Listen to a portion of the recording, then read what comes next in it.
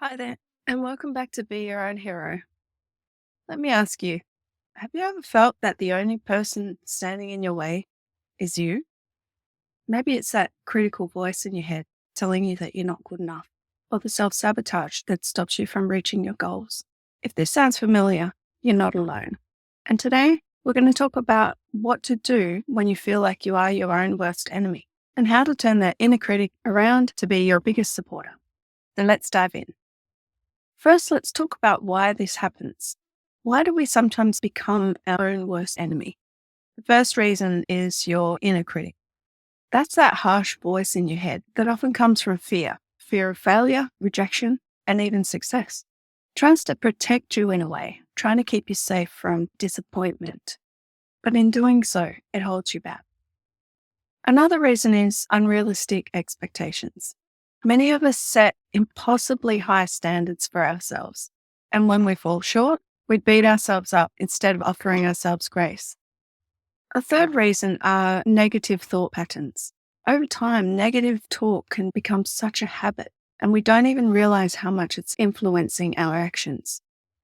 The good news, you don't have to stay stuck in this cycle. Let's explore how to break free. Okay, so step 1 is to recognize and name the enemy.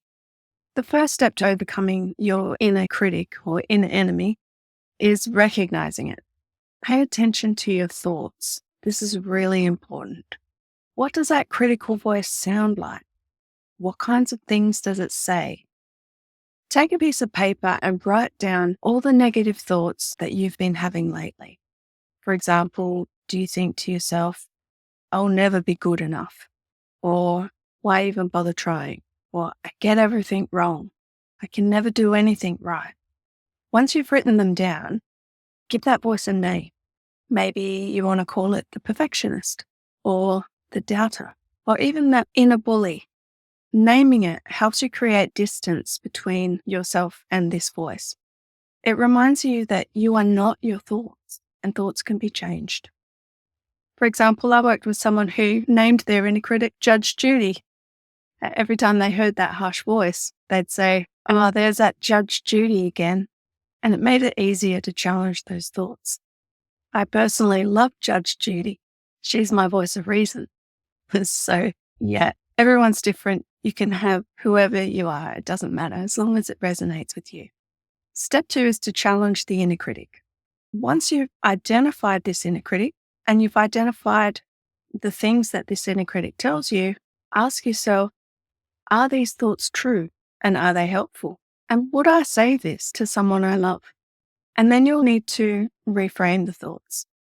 So instead of keeping the thought that says, I always mess things up, try to reframe it into something more like, I'm learning and I'm growing and mistakes are part of the process. And instead of, I'm not good enough, say, I'm enough just as I am. All right, so write down these positive reframes and keep them somewhere visible. For example, on your desk or on your mirror or on your phone, somewhere that you'll see them every day. Seeing them often will help you start believing them. And when you see them, repeat them and say them like you mean it. Okay, step 3 is to take small, brave actions. So you need to prove your inner critic wrong, and you'll do that through action. Remember, you don't have to do something huge. Small, brave steps are enough to build momentum and confidence. For example, if your inner critic tells you you'll fail if you try, just take a smaller step, very small steps. So one small step towards your goal might be researching the first step, or it could be reaching out to somebody for advice. If it says you're not good enough, take a moment to acknowledge something that you've already achieved, no matter how small it is. Then ask yourself, what's one thing I can do today to change this belief? Then go and do it. Every small win weakens that inner enemy's voice and strengthens your confidence. Okay, step 4 is to practice self-compassion. Self-compassion is the most powerful way to counteract your inner enemy. But here's how to practice it.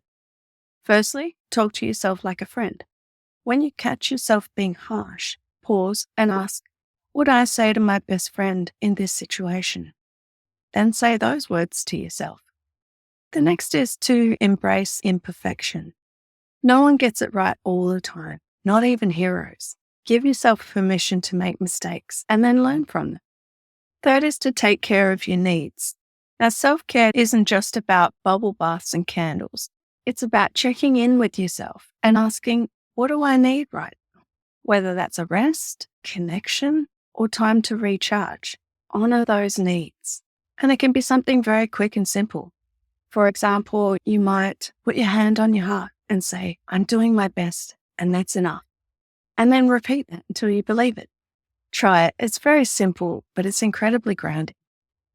Okay, so next time you feel like your own worst enemy, remember these 4 steps. Recognize and name your inner critic. Challenge those negative thoughts. Take small, brave actions to prove it wrong and practice self-compassion daily.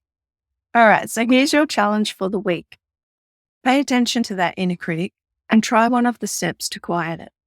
Then let me know in the comments which strategy really worked for you. I'd love to hear how it's going. And if you found this video helpful, give it a thumbs up, subscribe to Be Your Own Hero, and share this video with somebody who might need to hear this message today. Thanks for watching, and remember, you are not your own worst enemy. You are your own hero. See you next time.